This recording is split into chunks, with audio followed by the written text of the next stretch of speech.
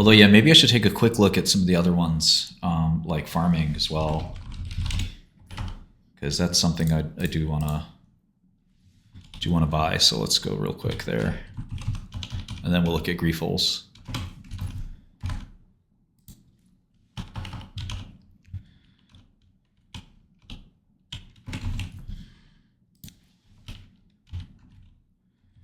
This is 8-1.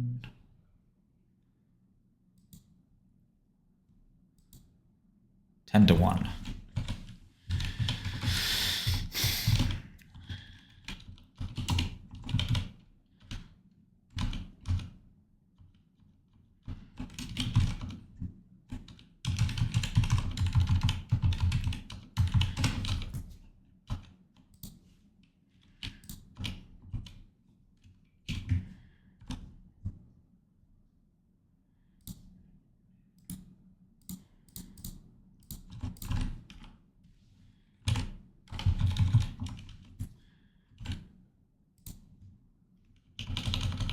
Griefles is a lot like Adma, exactly. They're Adma's competitor.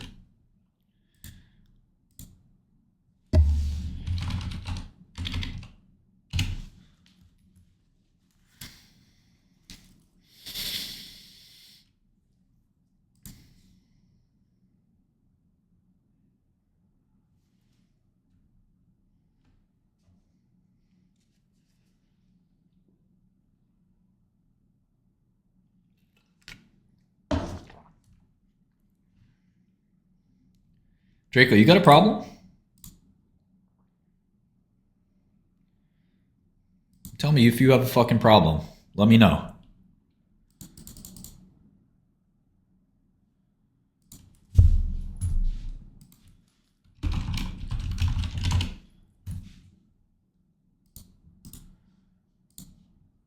Think I'm sweet?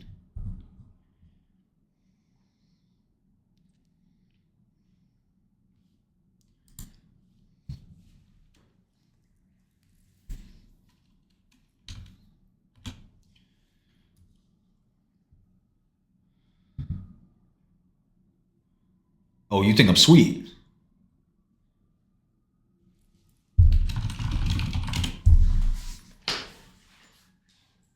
So what were we looking at? Pharming. Great.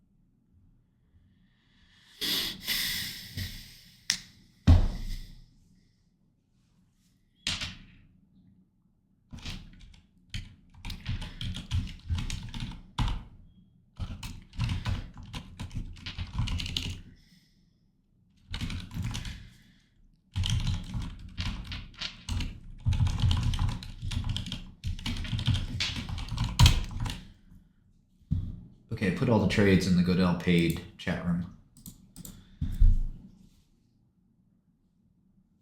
I don't know the new CEO. Maybe do I know Fabrice?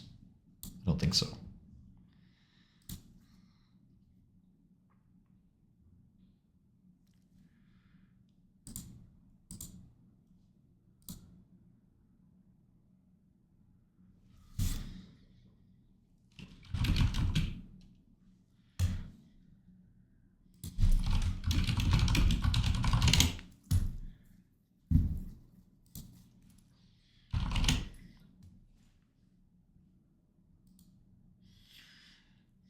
That's okay, Deuce.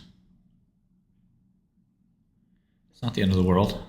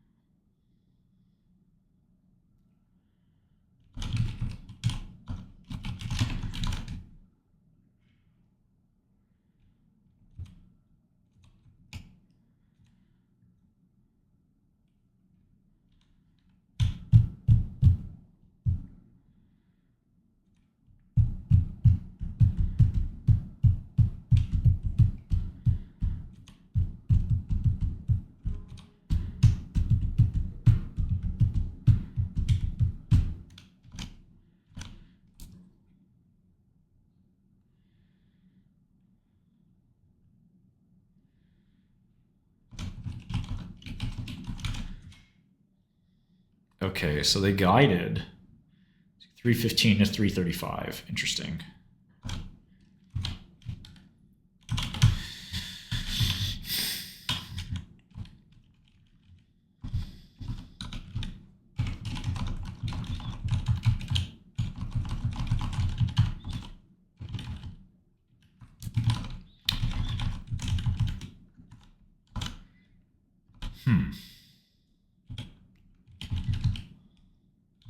It's pretty modest growth for these guys.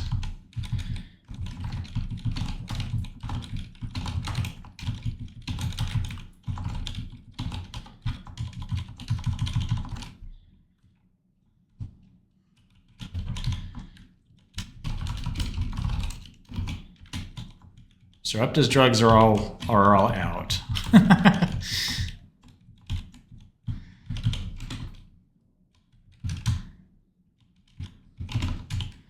I mean, they have a pipeline, but most of the good stuff is FDA approved, as far as I know.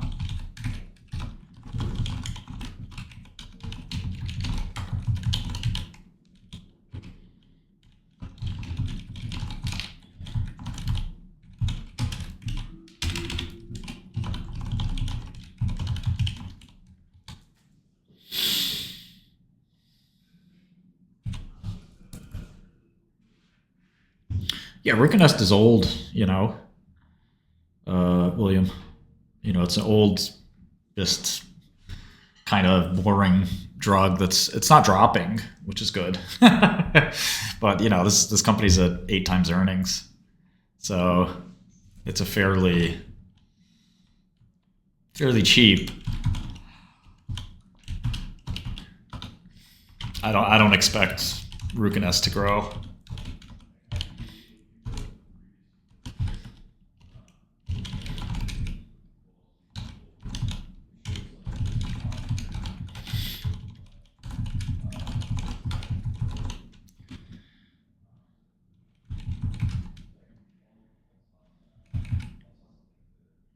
I read this chat all day.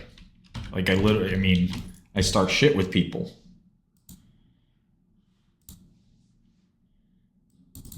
Fucking. I don't know who Idan Ofer is. I don't think current ratio is that important.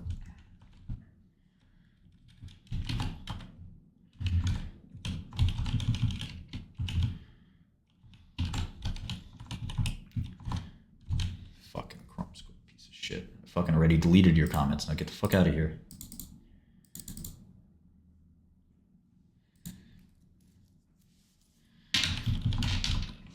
Yeah, it's just like I would LBO this company or something, you know.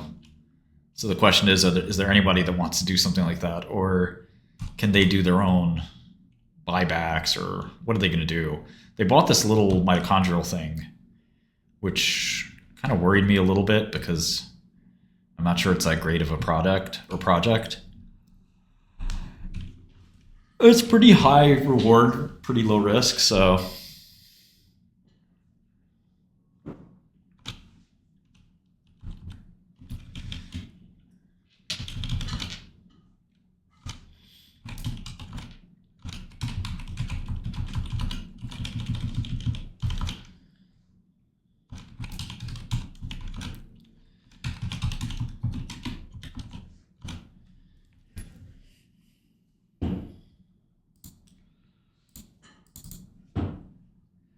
I don't know that the U.S. valuations are always higher. I don't know if that's true. It's just kind of like a company that has two very boring drugs.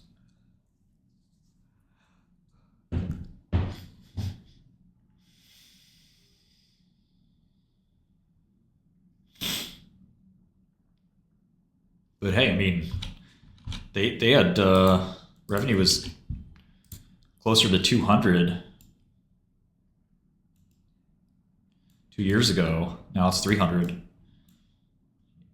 was 245 in 2023. It's not bad. That's good growth. So it seems like management's, got it together. Although that mitochondrial acquisition again, I had to go back and examine that a little.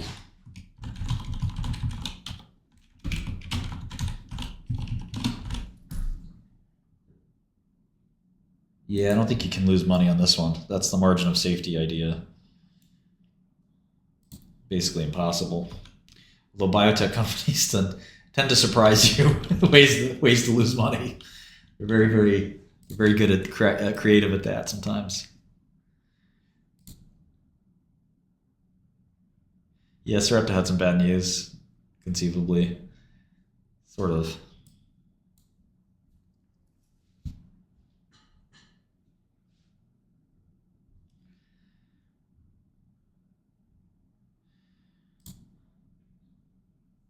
It's really hard to treat those mitochondrial illnesses.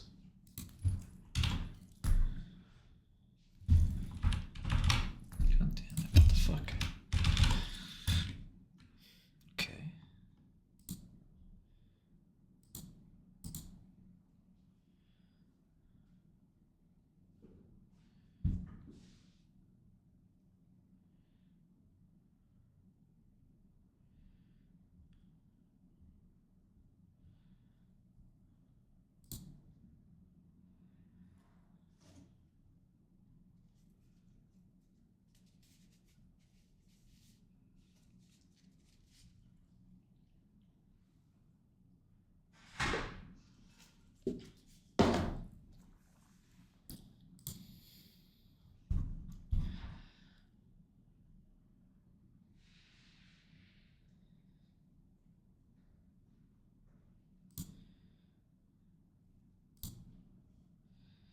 Okay, this is so cringe. What is this? Just trying to see.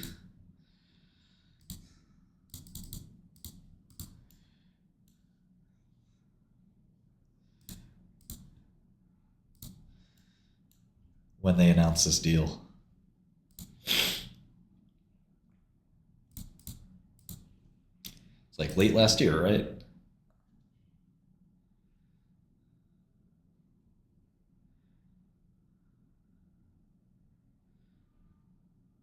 I guess it was that release in December. Yeah. Oh Jesus, this thing is so bad.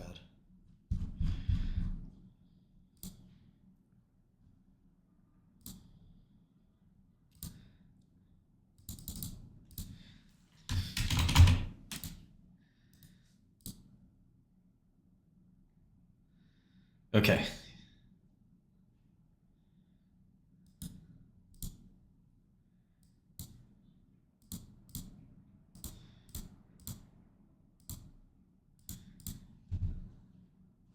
Good morning, good afternoon, ladies and gentlemen. Welcome to this conference call where we will be discussing the proposed acquisition of Abliva AB as announced yesterday. And before I do that, I would like to go to the next slide with the forward-looking statements.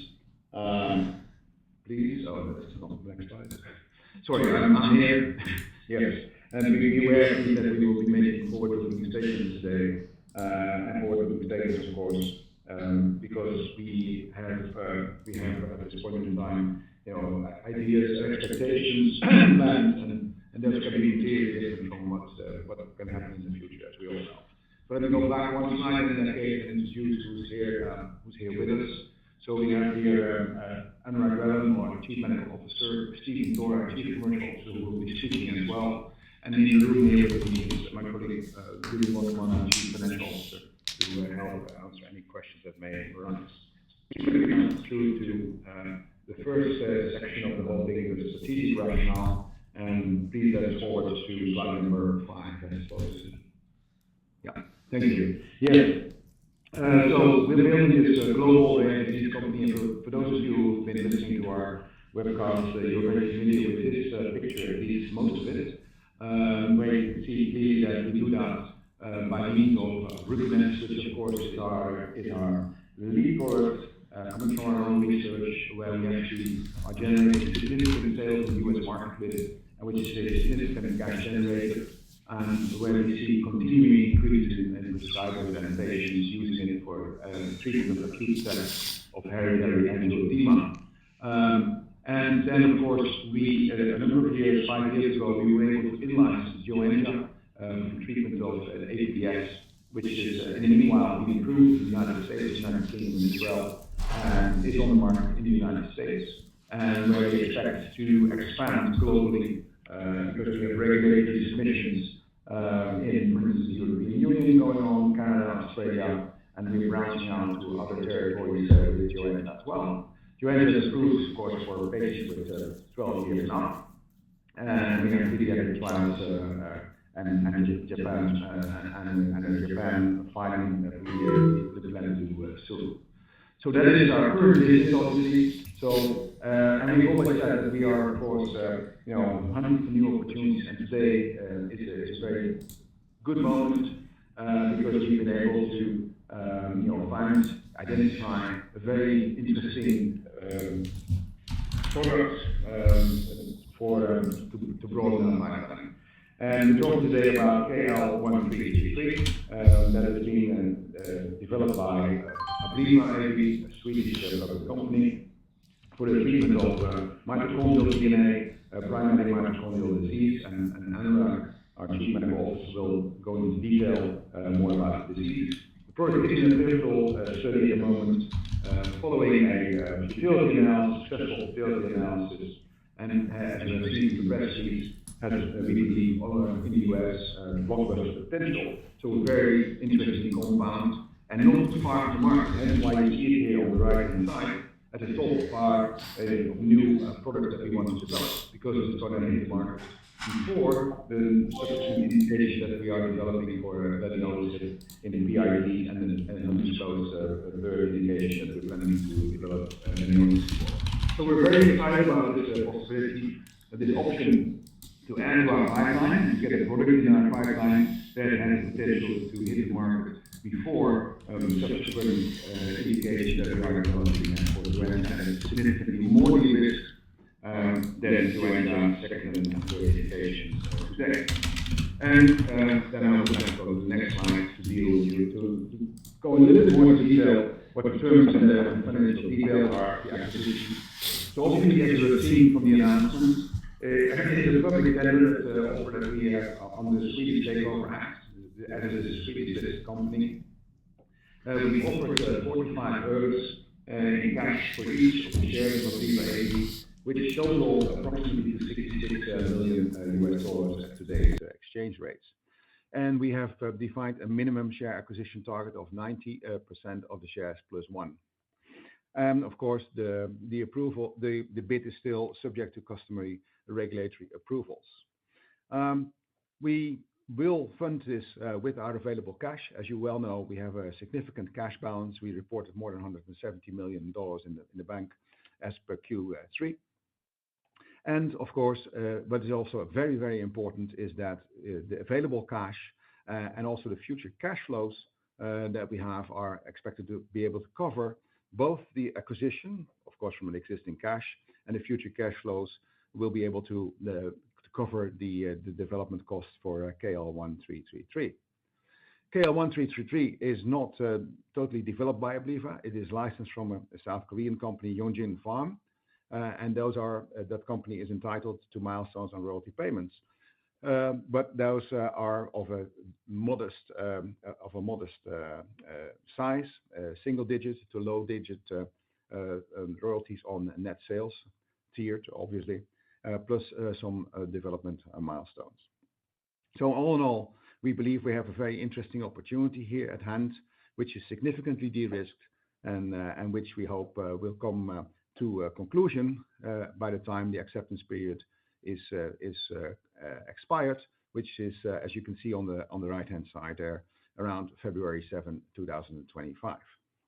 So it is really an important transaction. It is a confirmation of our strategy to develop a high-value pipeline with a number of upcoming product launches over the coming years. And this is an important one, and the first one to come, of course, following the build-out of Joenja for APDS. So if you can take a look now to the next slide, and we have already depicted the pipeline now. You see now that KL1333 is further advanced than leniolisib subsequent indications, and therefore will become, once the acquisition is completed, an important part of an important value driver for the future growth of our company. So with that said, I would like to now hand over to our colleague Anurag Relan, our Chief Medical Officer, to talk more about the compound and the disease. Over to you, Anurag. Thank you, Simon. So let's talk a little bit now about why we're excited about this opportunity and specifically why we made this proposed acquisition today. And on the next slide, we can see some details about the disease as well as the opportunity here. As a reminder, of course, mitochondria are the powerhouses of cells. It's something we all learn in grade school, that mitochondria are critical to producing ATP through a process called cellular respiration, that ATP drives the energy and produces the energy of the cell. And though that energy is needed across numerous cellular types, but in particular muscle cells, and we'll talk a little bit about why that's important for this program. And we know that these patients who have primary mitochondrial diseases, they're rare diseases, and they affect the mitochondria's ability to generate energy. And although they're a heterogeneous group of diseases, they do have a common thread across them. And specifically, that is that these patients suffer from severe fatigue and muscle weakness. And as a result of all of these different issues with their mitochondria's ability to generate energy, they also have reduced life expectancy, unfortunately. And the type of fatigue and muscle weakness that we're talking about really here, these are debilitating symptoms. These patients cannot lead normal lives because of this significant problem in their mitochondria. KL1333 is a novel first-in-disease therapy using a mechanism that addresses really this underlying disorder. We'll talk about what that mechanism is. And what we're targeting with this disease is, with this compound, is mitochondrial DNA mutations. And here we're talking about patients who are already diagnosed with this condition, where you can see there's more than 30,000 patients who already have been diagnosed with mitochondrial DNA mutations in the US, Europe, and as well as in the UK. There is a pivotal study ongoing with KL1333, along with endpoints that have been agreed upon with FDA. And as Simon said, we anticipate readout of this in 2027 with potential approval by the end of 2028. So it's obviously a significant commercial opportunity with significant unmet medical need, and these patients suffer because of that. We have the experience and expertise to bring these types of therapies, as we've done with Ruconest and with Joenja, to patients. And then as my colleague Steve will talk about later, we can leverage our existing commercial infrastructure to be able to do that. So let's talk on the next slide a little bit more about these dysfunctional mitochondria that these patients have. And as I mentioned, mitochondria are critical for energy production. And what we're talking about here are a group of genetic disorders that patients have that are driven by either mutations in their mitochondrial DNA or in their nuclear DNA. And specifically in this program, we're focused on the mitochondrial DNA. Because of this dysfunctional mitochondria that these patients have, they result in an abnormal NAD plus to NADH ratio. And as a consequence of that, they're not able to produce ATP in a normal way. And because they're not producing ATP, they have organ dysfunction and their overall health deteriorates. And again, although there's a wide range of symptoms that these patients have, the most common symptoms that they have across this heterogeneous group of mitochondrial diseases is severe fatigue and muscle weakness. And this is well validated by patients across a number of studies, and including across this recent report from the Mitochondrial Disease Foundation. Because these patients have decreased energy production, they're also not able to produce additional mitochondria through this process called mitochondrial biogenesis, which is also very important as part of normal processes. And on the next slide, we can see a little more about this in terms of how patients are presenting. Again, these patients often will present with weakness, with fatigue, and they'll often see their primary care doctor. And as with many rare diseases, they'll go on an arduous journey to get an eventual diagnosis. Oftentimes, they'll end up with a neurologist or a geneticist, and that will lead to a genetic test that can specifically diagnose this mitochondrial disease mutation that these patients have. This will often happen at an academic center where there are specialists in mitochondrial diseases. And these tests, again, there can be a number of tests that are done, routine lab tests, but specifically the genetic testing that is available to help diagnose mitochondrial DNA mutations. Because these patients have these problems with their mitochondria, as I mentioned, this severely impacts their daily lives. There's loss of quality of life, there's loss of independence, and a whole variety of mental health issues that result from that. And unfortunately, because of the course of the disease, there's a significant impact on their life expectancy. And lastly, as I said earlier, there are no approved treatment options. It's unfortunate because these patients are really limited to using vitamin supplements and trying to improve their muscle strength with physical therapy. And you can see from this quote on the bottom of the slide here, the types of muscle fatigue and weakness that these patients experience and how that impacts them just in their routine activities of daily living. On the next slide, we can see how KL1333 works. And it really corrects the underlying pathophysiology in these patients. So as I mentioned, these patients have dysfunctional mitochondria, and that results in an abnormal NAD plus to NADH ratio. And because of that abnormal ratio, they're not able to produce ATP in a normal way. KL1333 acts as a substrate for an enzyme called NQO1, and thereby being able to transfer electrons in this electron transport chain to increase NAD plus and eventually increase the production of ATP. And by doing this, it's able to restore the energy regulation and improve electron transport chain function. And as I mentioned earlier, it's also able to stimulate mitochondrial biogenesis, so the synthesis of additional mitochondria.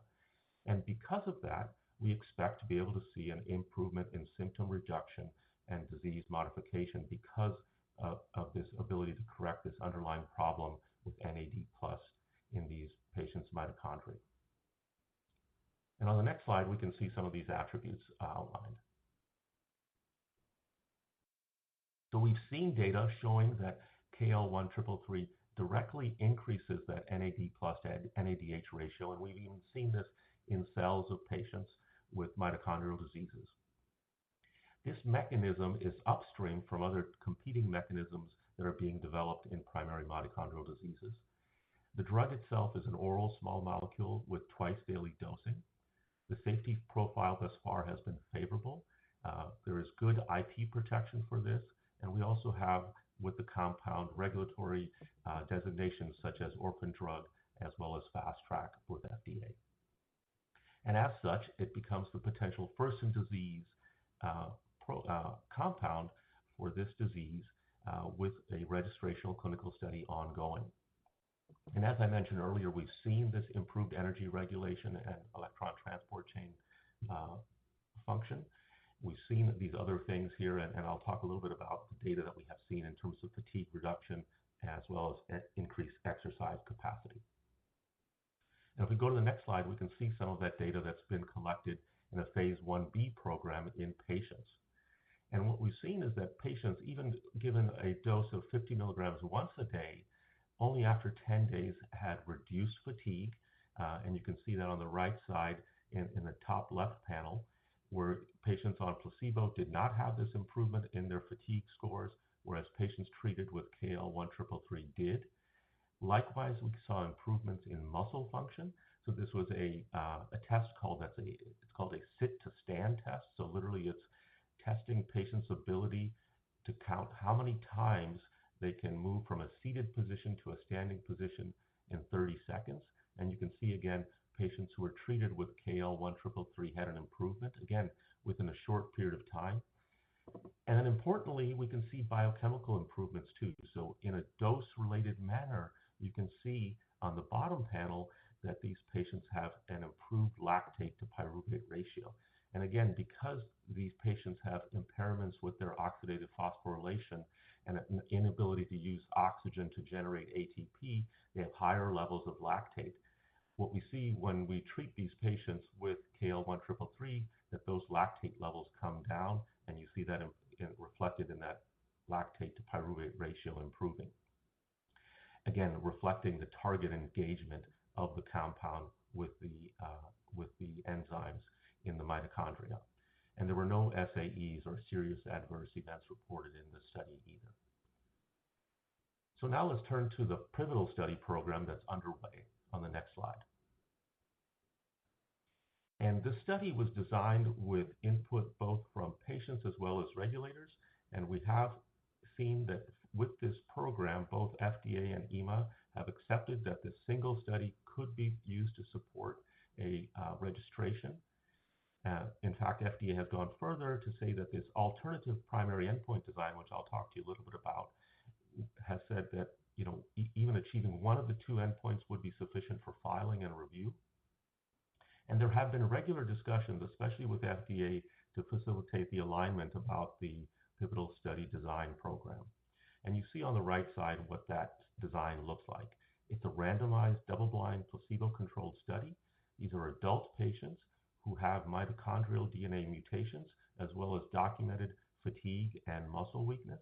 And the two endpoints are a disease-specific mitochondrial fatigue assessment form called the PROMIS, as well as the other endpoint that I mentioned earlier, which is an assessment of muscle weakness using this 30-second sit-to-stand test.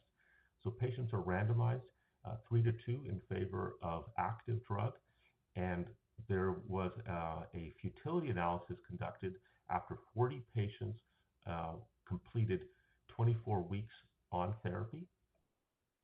And then there eventually will be a primary efficacy analysis after all patients complete week 48. And then these patients will then have the ability to roll over into an open label extension study. And on the next slide, we can see the results of that futility analysis, which we think are actually quite important. And this was a positive futility analysis based on those 40 patients. Let me tell you a little bit about those 40 patients first. These are 40, again, adult patients with primary mitochondrial disease with mtDNA mutation. No data until 2027 here. You see them listed there, and across 18 sites in these countries. And again, this was an interim analysis, a pre-planned interim analysis conducted at 24 weeks earlier this year. And what this interim analysis showed was that both endpoints passed futility. So what does that mean? What that means is that there were differences favoring the active arm, so favoring KL1333 for both endpoints, suggesting when the independent data monitoring committee reviews this data that they see that if these trends continue consistently, the study would be adequately powered to be able to detect the difference between active and placebo.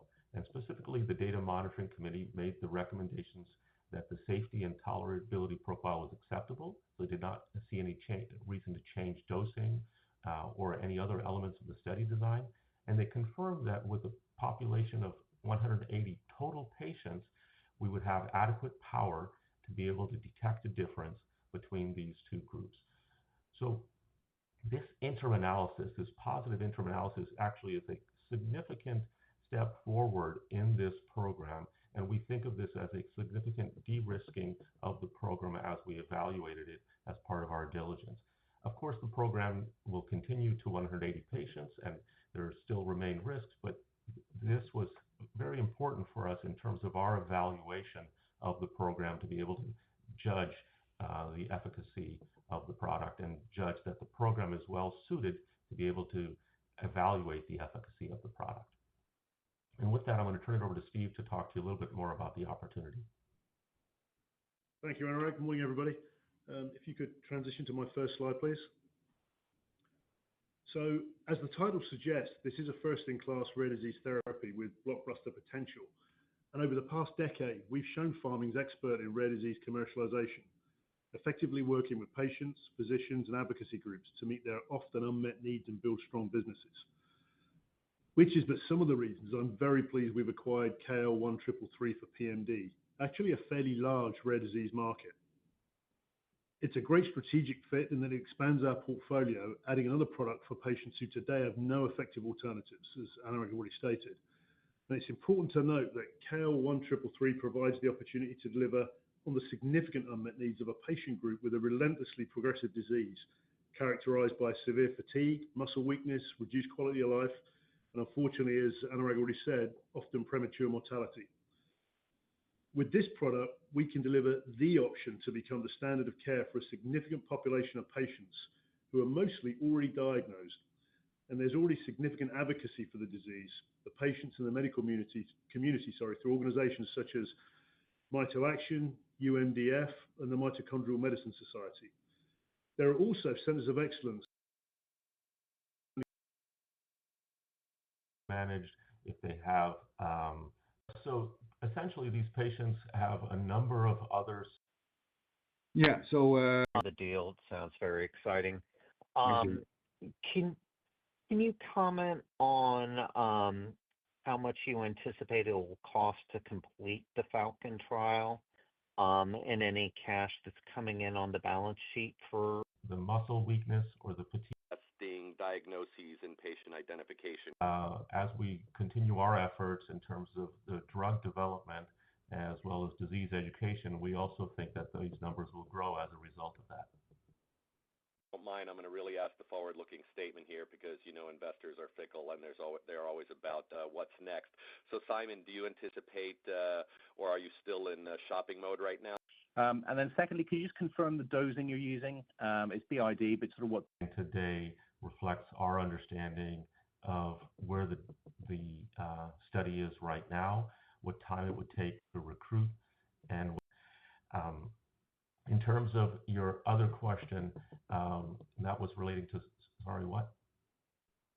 Yeah, it's just dosing you're using in Falcon in terms of the head. Positive effect. Great, super helpful. Thanks so much. Comparative to the other two that you have in the commercial portfolio, cost effectiveness to the portfolio. I believe it's 2038 plus, including extensions, but we treated patients should be roughly half the number of diagnosed patients. pivotal study with KL1333. Okay. And with regards to those mode of actions of those By mitochondrial DNA mutations. And then on top of that, we think that about half of those would meet the inclusion criteria requirements for the Falcon study. will take some time, but we're very Yeah, so his description of the futility analysis was that the drug was already beating placebo, but that's not really, that would be very surprising. And I'm trying to figure out if he's confused or